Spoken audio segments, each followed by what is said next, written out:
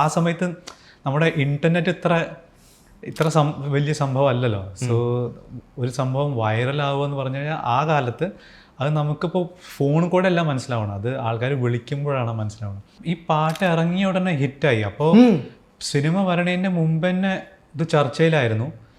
And ആ സമയത്താണ് I think interview നടന്നത്. പിന്നെ സിനിമ റിലീസായപ്പോൾ because people were calling me and everyone said ഇത് വലിയ സംഭവം. അപ്പോഴാണ് ഞാൻ ഒന്ന് നാട്ടിലേക്ക് പ്ലാൻ ചെയ്തത്. ട്രിവാൻഡ്രത്തിലേക്ക് ഞാൻ പോയി. അതും ട്രിവാൻഡ്രത്തിലേക്ക് വന്നത് ഞാൻ എന്തോ പേഴ്സണൽ റീസണിനാണ്. ആ സമയത്ത് പിന്നെ ഒരു സിനിമ ഇറങ്ങിയിട്ട് അപ്പോൾ സിനിമ പോയി കാണാമെന്ന് വിചാരിച്ചു. അത് പോയി കണ്ടു. പാട്ട് നടക്കുമ്പോൾ ആൾക്കാർ കൈ കൊട്ടുന്നതും ഒച്ച ഉണ്ടാക്കുന്നതും അതൊക്കെ ഒരു എക്സ്പീരിയൻസ് ആയിരുന്നു. And I was like what is happening to the song. And then someone suddenly ആ പാട്ട് കഴിഞ്ഞുകൊണ്ടിങ്ങനെ തോളത്ത് പിന്നെന്നും വിളിച്ചിട്ട് ഒന്ന് പുറത്തേക്ക് വരുമെന്ന് പറഞ്ഞു.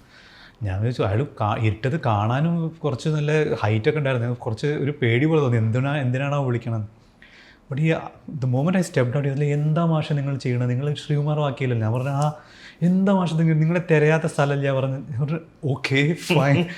എന്നിട്ടാണ് then they started involving me for some interviews.